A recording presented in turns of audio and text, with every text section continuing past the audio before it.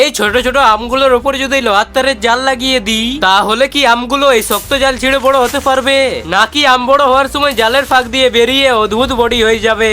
আর আগের ভিডিওতে যে মুকুলটাকে বাল্বের ভিতরে ঢুকিয়েছিলাম আজ ওটাও দেখবো।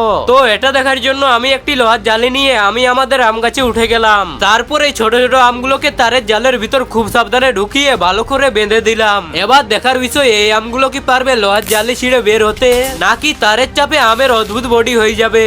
এরপর এক কোটা ফেভিকল নিয়ে এই ছোট ছোট আমগুলোর উপর ভালো করে মাখিয়ে দিলাম, কারণ ফেভিকল শুকিয়ে গেলে ওপরটা পাথরের মতো মোটা লেয়ার হয়ে যায়। সেই শক্ত লেয়ার কি পারবে আম ফাটিয়ে বের হতে, নাকি আর আমগুলো বড় হতে পারবে না। সবশেষে একটি গোল কেনের মধ্যে 3টি আমকে ঢুকিয়ে দিলাম আর ওপর থেকে কপারের তার দিয়ে শক্ত করে পেঁচিয়ে দিলাম। এবার দেখার পালা এই আমগুলো কি পারবে এই গোল ক্যানটিকে ফাটিয়ে বের হতে। আর যে মুকুলটাকে কাচের বাল্বের ভিতরে ঢুকিয়েছিলাম সেই মুকুল থেকে তো 4টা আম বের হয়েছে। দেখা যাক আমগুলো বাল্ব ফাটিয়ে বের হতে পারে কিনা। তো পার্ট 2 ভিডিও দেখার জন্য এখনই লাইক আর সাবস্ক্রাইব করে রাখুন।